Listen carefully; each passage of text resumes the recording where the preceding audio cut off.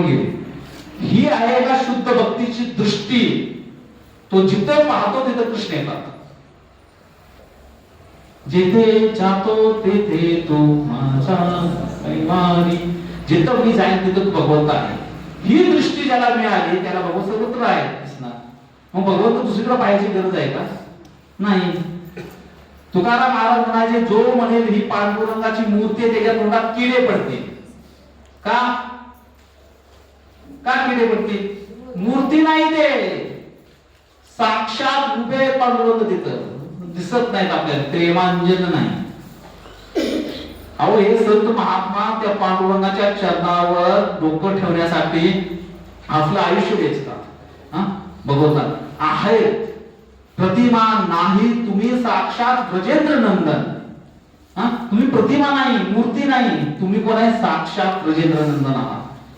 हे कधी होतं? ज्या वेळेला हृदयामध्ये प्रेम असेल. मग जिथं पहा तिथं दिसणार भगवंत. गोविंद गोविंद मना लागलिया छंद. काय म्हणलेलं आहे तुकाराम? म्हणजे गोविंद मला माझ्या मनाला छंद लागला. छंदच लागला पाहिजे. कशाचा? तुला पाहण्याचा. मना लागलिया छंद. मज गोविंद ते काया भेद नाही देवातया. मज गोविंद ते काया म्हणजे तुमची प्रतिमा, तुम्ही सर्वत्र मला गोविंद तुम्ही दिसत आहात. मज गोविंद ते काया भेद नाही देवातया. आनंद लेहे मन. मनामध्ये आनंद निर्माण झाला. कधी? प्रेमे पाझरती लोचन. डोळ्यामध्ये प्रेमाच्या अश्रुधारा होऊ लागल्या. का? कारण सर्वत्रच कृष्णाचं दर्शन होते पांडुरंगाचं.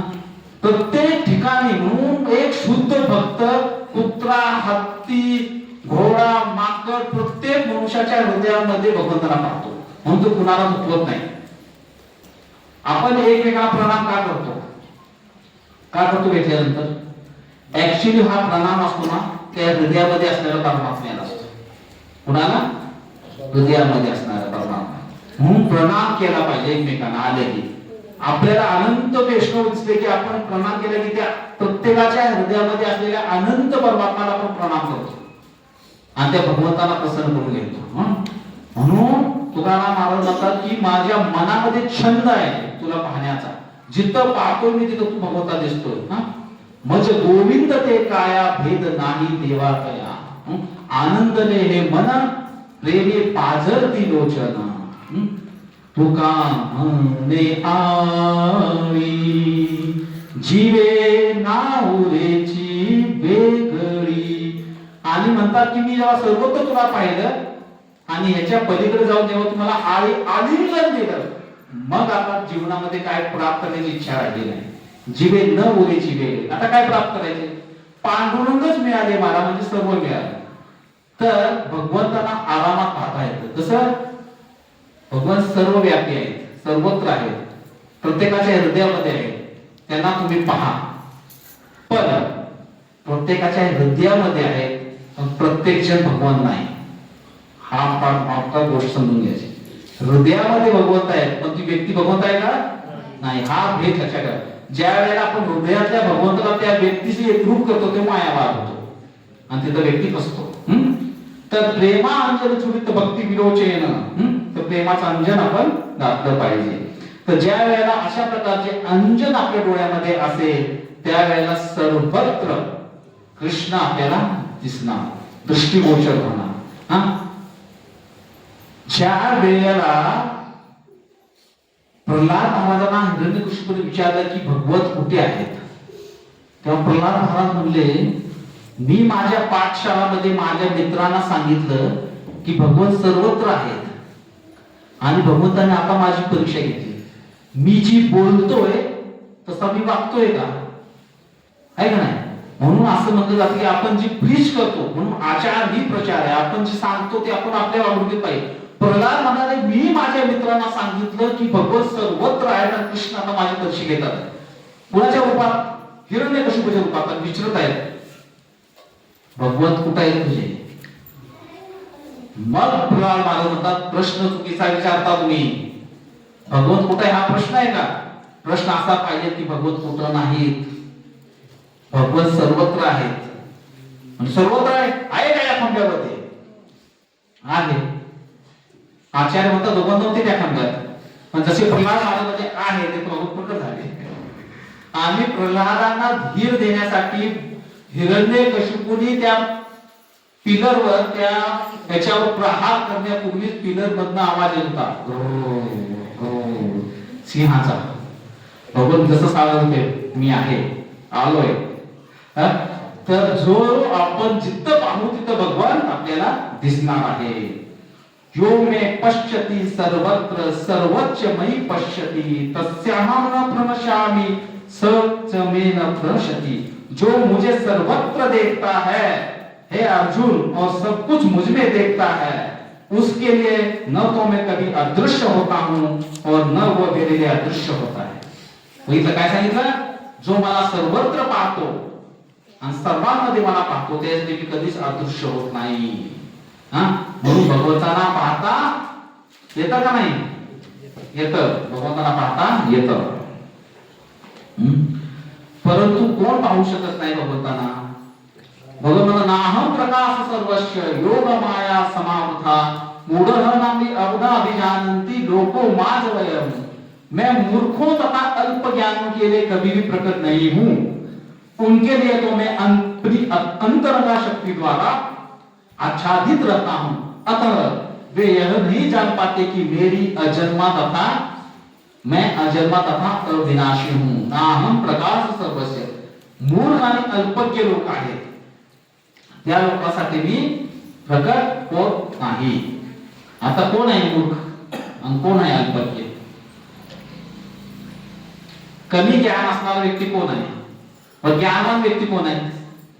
2 मिनिटापूर्वी मी सांगितलं ज्ञानी कोण आहे. कोण आहे? ज्याला माहित आहे कृष्ण तो भगवान स्वयं भगवंत आहे, तो परम ज्ञानी आहे. डिग्री असू नाही तर नसू. कुठली डिग्री पाहिजे? आध्यात्मिक डिग्री. कृष्ण तुम्ही देव आहात माझे, बस तो परम ज्ञानी झाला. याच्या पलीकडे ज्ञानाची गरजच नाही. तर ज्या व्यक्तीनं भगवंताला कृष्ण म्हणून स्वीकारलं नाही त्याला अल्पज्ञ किंवा मूर्ख म्हणलेला आहे. आणि भगवंत त्याला प्रकाश म्हणजे स्वतः दिसत नाही, त्याच्या समोर प्रकट होत नाही. तर भगवंत म्हणतात मी 4 प्रकारच्या लोकांना दिसत नाही. किती? 4. नाहं नामाम दुष्कृतानो मूढा प्रपतन्ते नराधमा माया अपृहत ज्ञानम आसुरम भाव मिश्रिता. जो निपट मूर्ख है, जो मनुष्यों में अधम है, जिनका ज्ञान माया द्वारा हर लिया गया है, तथा जो असुरों की नास्तिक प्रकृति धारण करने वाले हैं, ऐसे दुष्ट मेरी शरण ग्रहण नहीं करते. असे लोकांना भगवंत दिसत नाही. कुणाला? निपट मूर्ख, जे आता पूर्वी मी सांगितलं ते. मनुष्यों में अधम. मनुष्य में अधम काय? मनुष्य म्हणजे काय? बघा आपण आता परिस्थिती अशी आहे की आपण मनुष्य पण नाही राहिले, माहित आहे. म्हणून म्हणतात की पहिलं मनुष्य बना. मला गप्पा सांगतो, प्रभुपादांना जेव्हा एक व्यक्ती आला मला की प्रभुपाद मला ब्राह्मण बनायचे. काय बनायचे? भगवंतांचे 4 वर्ण आहेत, ब्राह्मण, क्षत्रिय, ग्रस्त, वानप्रस्थ. तर माझा जन्म जे आहे ब्राह्मण कुळामध्ये नाही झाला, पण मला तुम्ही ब्राह्मण बनवू शकता असं मी ऐकले. मला ब्राह्मण बनायचे. प्रभुपाद म्हणते तू पहिला मनुष्य बन. मनुष्य तर आहेस की मी म्हणले नाही. मनुष्याच्या रूपामध्ये तू कोण आहे? द्विपाद पशु. का? म्हणजे मनुष्य बनण्यासाठी 4 गोष्टी लागतात. मांसाहार नाही, नशापान नाही, जुगार नाही, व्यभिचार नाही. म्हणजे 4 नियम दिलेत ना. आपल्याला वाटतं की खूप मोठ्या ते मनुष्यासाठी आहेत. मनुष्य बनण्यासाठी हे 4 नियम आहेत. तर आहार निद्रा भय म्हणजे तुम्ही तर कॉमन आहे ना, आपण पाहिलं सुरुवातीला सर्वांमध्ये. तर मनुष्य बनण्यासाठी पहिले हे 4 नियम पालन करा. म्हणून मनुष्याने अधम कुणाला बनलेले ते अशी लोक आहेत जे नियमांचं पालन करत नाही. त्यांना भगवान दिसत नाही. जिनका ज्ञान माया द्वारा हर लिया गया है. हे वैज्ञानिक लोक आहेत सगळे. बुद्धिमान व्यक्ती तथाकथित आपण जे म्हणतो, माया अपहृत ज्ञान त्याला म्हणतात, मायाद्वारे हरले गेलेलं ज्ञान आहे. आणि नास्तिक प्रकृती धारण केली, जी नास्तिक आहे म्हणजे भगवंताचं अस्तित्वच मानत नाही, भगवंत कोण आहे मामा काय घेणं देणं नाही, अशा लोकांना भगवंत कधीही दर्शन देत नाहीत. तर आता प्रश्न आहे, भगवान निर्गुण निराकार आहेत का? तर आपण आता पाहिलं भगवंत कसे कसे आहेत. आता निर्गुण आणि निराकार पण एक शब्द आहे, आहेत का भगवंत? निर्गुण निराकार आहेत भगवंत. कसे आहेत? हा, अर्थ समजा. निर्गुण म्हणजे त्याला कुठलाच गुण नाही, निराकार म्हणजे त्याला आकार नाही. भगवंताला आकार आहे का नाही? भगवंतामध्ये गुण आहेत का नाही? भगवंत निर्गुण निराकार आहेत का नाही? प्रश्न आहे सिंपल. तरी मी हा प्रवचन झाले इथंच बसवून, भगवान कोण आहे विसरला तुम्ही. इथं प्रवचनामध्ये सगळं सांगितलं हेच. सांगा. तर भगवंताला वेदामध्ये निर्गुण निराकार म्हणलेला आहे. काय म्हणले? भगवंताना आकार नाही म्हणलेला आहे, भगवंताना गुण पण नाही म्हणलेले आहे, त्या गुणामध्ये येत नाही म्हणून सांगितले. का म्हणजे असं? निर्गुण म्हणजे जो त्रिगुणाच्या पलीकडे आहे. भगवंत 3 गुणामध्ये मानले जात नाही. कुठले 3 गुण आहेत? सत्वगुण, रजगुण आणि तमोगुण. याच्या जो पलीकडे जातो त्याला म्हणतात निर्गुण. गुणामध्ये येत नाही, 3 गुणाच्या पलीकडे. मग त्यांच्यामध्ये गुण आहेत का नाहीत? आहेत, पण आपल्यासारखे नाहीत. त्यांचे गुण कसे? दिव्य गुणाने युक्त आहे, म्हणून त्यांना निर्गुण म्हणले. भौतिक गुण नाही. निराकार म्हणजे काय? आकार नसणे. भगवंताचा आकार कसा आहे? who don't have material form. त्यांना भौतिक आकार नाही, आपल्यासारखं शरीर नाही भगवंतांचं. भगवंतांचं शरीर, भगवंतांची आत्मा यामध्ये भेद नाही. आपलं शरीर आणि आपली आत्मामध्ये भेद आहे आपण पाहिलं, परंतु भगवंत आणि भगवंतांची आत्मा आणि शरीरामध्ये भेद नाही. शाश्वत आहे ते, पूर्ण सच्चिदानंद रूपम आहे ते. आणि ज्यांना परिपूर्ण फॉर्म आहे त्याचा आकार कसा आहे?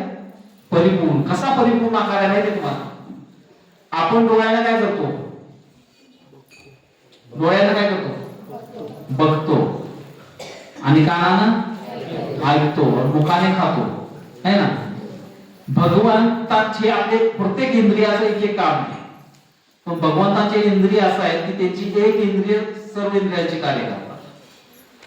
भगवंतांना नैवेद्य दाखवल्यानंतर भगवंत कसे खातात? डोळ्याने दृष्टिका टाकला ते प्रार्थना करतात. भगवंत नाकाने पण खातात, वास घेऊन. भगवंत कानाने पण खाऊ शकतात. पदार्थाचं नाव सांगितलं, भगवंतांनी तुझ्यासाठी आज गरमागरम दूध, भगवंत स्वीकार केला. भगवंताचे एक इंद्रिय अनेक इंद्रिय. भगवंत पृथ्वीला गर्भित करतात, गर्भ दाखवतात. हम बीज प्रलापिता म्हणजे ना कसे करतात? दृष्टी फक्त टाकतात. म्हणून भगवंत ऍब्सोल्यूट आहे. कसे आहेत? परिपूर्ण. त्यांची एक इंद्रिय अनेक इंद्रियांची कामं करतात. आपली एक इंद्रिय एकच कार्य करते, ती पण व्यवस्थित करत नाही. परंतु भगवंताच्या एक इंद्रिय सर्व इंद्रियांची कार्य करू शकतात. म्हणून भगवंतांना निर्गुण निराकार म्हणले कधी वेदांमध्ये.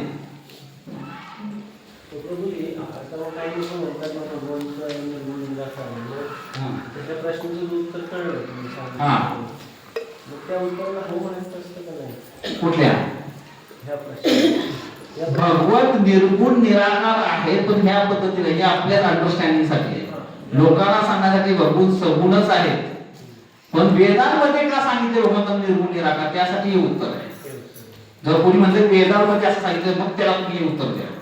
हा भगवंत निर्गुण आहे कारण त्याच्यामध्ये भौतिक गुण आहेत किंवा भौतिक गुणाच्या पलीकडे आहेत, ते दिव्य गुणाने युक्त आहेत.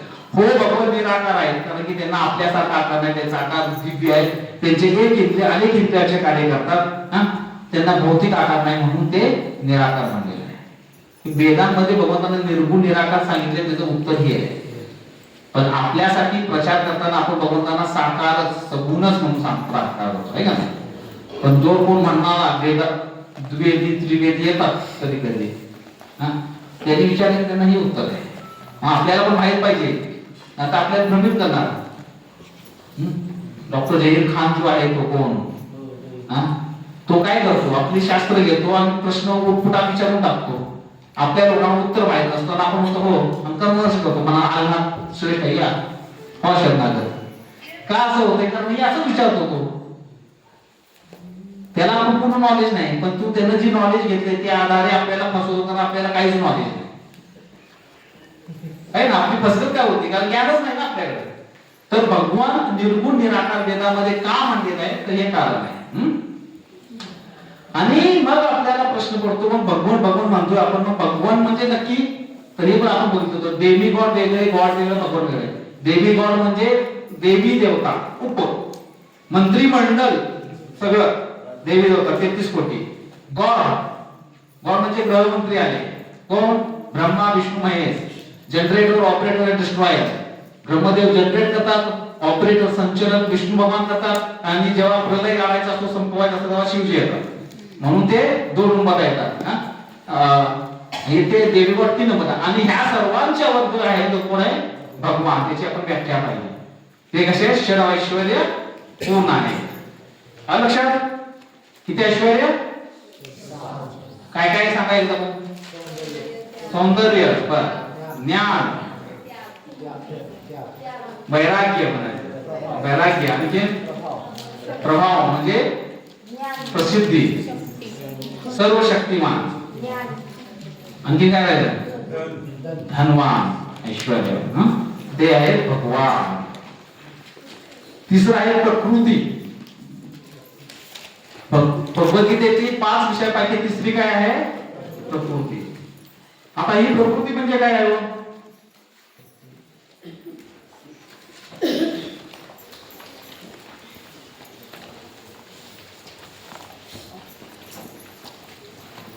प्रकृती भगवंतांची काय आहे, शक्ती आहे. काय आहे, शक्ती आहे, भगवंतांची शक्ती आहे. आणि या प्रकृतीला ची मालकी कोण आहे, जे दुर्गा देवी आहे, हीच प्रकृती आहे. आता ही भौतिक प्रकृती आहे, ती किती घटकापासून बनलेली आहे, 24 घटक आणि 3 गुणांपासून बनलेली. भौतिक प्रकृती कशी बनते, 24 घटक आहेत त्यामध्ये, किती, 24 आणि 3 गुण आहेत. ही 24 घटक कोणते आहेत, 5 ज्ञानेंद्रिय म्हणजे नाक, कान, नेत्र, त्वचा, जिव्हा. 5 कर्म इंद्रिय ज्यांनी आपण कार्य करतो, हात, पाय, जननेंद्रिय, उदर व मुख. 5 महाभूते, पृथ्वी, जल, अग्नी, वायू व आकाश. 5 तन्मात्र, गंध म्हणजे यांचे विषय आहे. नाकाचा विषय काय आहे, गंध. कानाचा ऐकणे जे आहे, नेत्र, रस, रूप, स्पर्श व शब्द. कानाचा शब्द आहे, तो उलट सिद्ध आहे. जिव्याचा काय आहे, रस आहे. नेत्रांचा रूप आहे, आणि जीवाचा, त्वचाचा स्पर्श आहे. हे त्यांचे विषय, हे 5 आहे. आणि सूक्ष्म इंद्रिय कुठला आहे, मन, बुद्धी आणि अहंकार. आणि अव्यक्त प्रधान भगवंत आहे तिथं, आहे का नाही. तर अशा प्रकारे हे 24 घटक आहेत, यांना भौतिक प्रकृतीला चालवणारे. आणि 3 गुण आहेत. किती गुण आहेत, 3 गुण आहेत. किती, 3 गुण. गुण म्हणजे काय, दोर किंवा बेडी, बांधणी.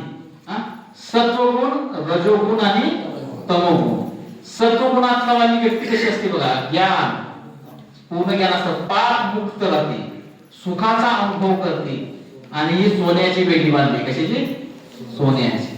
रजोगुण वाली व्यक्ती कशी आहे, अमर्याद कामना म्हणजे भोग घेण्याची वृत्ती आहे. सकाम कर्म, जे काय कर्म करेल त्याला फळ पाहिजेच. स्त्री पुरुषातील आकर्षण जे आहे ते रजोगुणामुळे होतं. तमोगुण म्हणजे काय, महामूर्खपणा, आलस्य, निद्रा, नशाधीनता, प्रमाद, हे तमोगुणाचं आहे.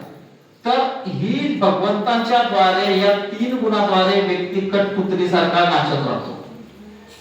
कसा राहतो? तर आपण जे कार्य करतोय या 3 गुणामध्ये येतं. 3 गुण आपल्याला नाचवतात.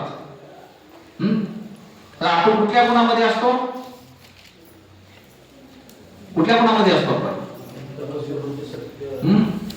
आपण कायम एका गुणामध्ये नसतो. पहिला उत्तर आहे काय? आपण कायम उड्या मारतोय तिकडे तिकडून इकडे. हे सत्व गुणाकडे कधीतरी येतो. नाहीतर रजतम कधी रजगुण प्रधान होतो, कधी तमोगुण प्रधान होतो, कधीतरी चुकून सत्वगुण प्रधान होतो. नाहीतर तमोगुण आणि रजोगुण मध्येच वर खाली आपलं चाललेलं असतं. तर या 3 गुणाद्वारे ही प्रकृतीचे काय आहेत? घटक आहेत. तर प्रकृतीचे घटक काय आहेत? हे 3 गुण आणि 14 ते घटक याद्वारे प्रकृती तयार झालेली आहे. तर जीव आणि प्रकृतीमध्ये काय संबंध आहे? प्रकृती ही या जेल प्रमाणे काय आहे? प्रकृती this material world is actually made for misery, just a prison house is made for punishment. तर ही जी भौतिक प्रकृती आहे आणि याची देवी जी आहे ती कोण आहे? दुर्गा आहे. जेलर म्हणतो आपण. जीवन प्रकृतीचा संबंध काय आहे? जीव हा इथं कैद आहे. कुठं आहे? कैदी आहे जीव. पण या कैदाला साखळ्या नाहीत अशा बरं इथं दाखवले तसे. ओपन प्रिझन आहे. कसं आहे? का बरं ओपन प्रिझन का ठेवले सांगा? त्यातून मुक्त होण्यासाठी आपल्याला चान्स दिला नाही. सांगा. हाय थोडं बरोबर पण अजून ओपन काय आहे? अजून जवळ या. आलाय जवळ. अजून सांगा. का बरं त्याला दोन्ही नाही? स्वतंत्र नाही. काय माहितीये का? कारण त्यांना माहिती आहे की प्रिझनर कुठे जाणारच नाही. असे तुरुंगातच येत असतं. त्याला माहित आहे कुठं जात नाही. इथंच येणार आहे परत. का? बांधला गेलाय 3 गुणाने. तो इथंच राहणार कायमस्वरूपी. इच्छाच करणार. एखादा इच्छा करायला लागला तुमच्यासारखा की मग त्रास होतो. म्हणून भक्तीमध्ये आल्यावर कधी कधी त्रास होतो. जप करायला लागल्यावर त्रास होतो. अध्यात्मामध्ये भगवद्गीता वाचन करायला लागल्यावर त्रास होणार. भक्तीमध्ये आल्यानंतर त्रास होणे साहजिक आहे. होतोच. का? कारण जेलर सावध होतो. हा माझा कैदी, माझं ग्राहक सोडून जाणार मला. याला धरून ठेवलं पाहिजे. मग साम दाम दंड भेद वेगवेगळ्या मार्गाने प्रकृती तर बांधून टाळून ठेवायचा प्रयत्न करतात. परंतु जे मग संत महात्मा असतात ते प्रकृतीच्या या प्रलोभनाला ऐकत नाहीत. सुटका करून घेतात. काही पण येऊ द्या समोर. वेगवेगळ्या पद्धतीने प्रलोभन देते प्रकृती आपल्याला. कधी धनाचं, कधी ह्याचं त्याचं वेगवेगळ्या प्रकारे वेगवेगळ्या मार्गाद्वारे. आणि कशातच नाही अडकला. कशातच. तर शेवटचं प्रलोभन आहे प्रकृती प्रतिष्ठा. त्याला एवढा मान एवढा सन्मान मिळतो की तो व्यक्ती त्या चक्रामध्ये अडकतो आणि फसतो. म्हणून जे साधू संत महात्मा असतात ना, ज्यांनी सर्व संसाराचा त्याग केलेला आहे, भोगवृत्तीचा त्याग केलेला आहे, किंवा कुठल्या गोष्टीप्रती आकर्षण होत नाही, स्त्रियांच्या प्रती आकर्षण आहे, कशाबद्दल ते अडकतात प्रतिष्ठेमध्ये. लोक त्यांच्या पाया पडतात, लोक त्यांना सन्मान करतात, लोक त्यांच्या गळ्यामध्ये हार घालतात आणि त्यांना वाटतं की मी कुणीतरी आहे. आणि इथं ही माया देवीचं सर्वात मोठं शस्त्र आहे प्रतिष्ठा. मान सन्मान मिळाला की व्यक्ती तिथं त्याला भुरळ पडली की संपला. तर ही देवी ही प्रकृती आपलं ग्राहक माझा हा व्यक्ती कुठं जाऊ नये म्हणून प्रयत्न करते. म्हणून लक्षात ठेवा, आपण जेव्हा भक्ती करायला सुरुवात करतो तेव्हा शब्द फुकतो, युद्ध चालू करतो. कुणाशी? डायरेक्ट प्रकृतीशी. आणि प्रकृती आहे कोण? भगवंताची शक्ती. म्हणजे युद्ध समोर उभी राहणारी व्यक्ती साधारण नाही. हे युद्ध कसं जिंकता येईल मग सांगा? अर्जुनानं कुरुक्षेत्रावरचं युद्ध जिंकलं पांडवांनी. एवढं सैन्य बळ कमी असताना कसं जिंकलं?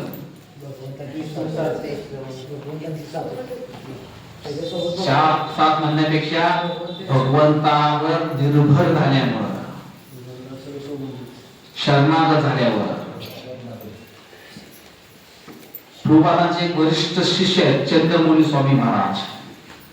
ते सातारामध्ये आले होते बऱ्याच वर्षापूर्वी, 10-15 वर्षापूर्वी. विठ्ठल गवई मंदिर मध्ये प्रवचन होतं. त्यावेळेला एका व्यक्तीने त्यांना विचारलं, मायादेवीच्या विरुद्ध युद्ध कसं जिंकायचं, काय करायचं, युद्ध कसं जिंकायचं, कसं स्वतःचं प्रोटेक्शन करायचं, स्वतःला वाचवायचं. तेव्हा त्यांनी सांगितलं, फार सुंदर उत्तर दिलं. ते म्हणले, कृष्णा's devotee is not defending, he is depending on Krishna. तो स्वतःचं संरक्षण करत बसत नाही, या पद्धतीने मी करतो, मी असं करतो, मी तसं करतो. ही सिम्पली डिपेंडिंग ऑन कृष्णा. शरणागत असतो, देवा सोडून सर्व. सिंपल फॉर्म्युला आहे. भगवंतावर जो जेवढ्या प्रमाणात आश्रित होतो तेवढे भगवंत त्याला संरक्षण देतात. म्हणून या प्रकृतीच्या बनवलेल्या या तुरुंगामधून कोणीही जात नाही. पण जो जाण्याची इच्छा करतो त्याला त्रास होतो. म्हणून भक्तीमध्ये आला की त्रास होणार, हे मान्य करूनच भक्ती करायची. आपल्याला त्रास होणार आहे पण तो त्रास सुखद आहे का? आता वाटणारा त्रास जो आहे, म्हणतात की जे सुख सुरुवातीला अमृताप्रमाणे असते, भगवद्गीता सांगते, ते नंतर विष बनतं. आणि जे सुख सुरुवातीला विषाप्रमाणे असतं ते नंतर अमृत बनतं. म्हणून सुरुवातीला विष प्यायला शिका. घरामध्ये एकच भक्त असतो.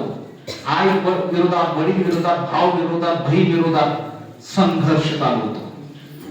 काय करतोय, कशाला करतोय, मूर्ख आहेस का, ह्या वयामध्ये भक्ती करतात का, तरुण आहेस तू अजून, हे सोडलं ते सोडलं, अरे आमच्या पोराला सांग आत्ताच माळा घातली काय, खाल्लं पिल्लं नाही तर कसा शरीर तयार व्हायचं याचं. असे अनेक प्रकारे लोक ओढणार. ही मायादेवीची एजंट असतात सगळे, वेगवेगळे एजंट पाठवते. पटपट पटपट जा, तू आता जा, हे झालं, थांब तू जा. अशा वेगवेगळ्या शाळेमध्ये लोक चिरवणार, कशाला शेती ठेवलेली आहे, कसला भक्त झालेला आहे, कशाला तिलक लावलेला आहे, लोक नाही येणार. सोड, काय पोच मजा करायची, बे चहा पिल्यावर काय होतंय, ते काय हे आहे का, बेसलो नाही का, लोक नाही येणार. एक पिठोर मायादेवी भक्ती, एक छोटा छिद्र एंट्री मारायला, एक छिद्र तिला सापडला, आता एकदा एंट्री मारली की सर्व उद्ध्वस्त करून टाकते.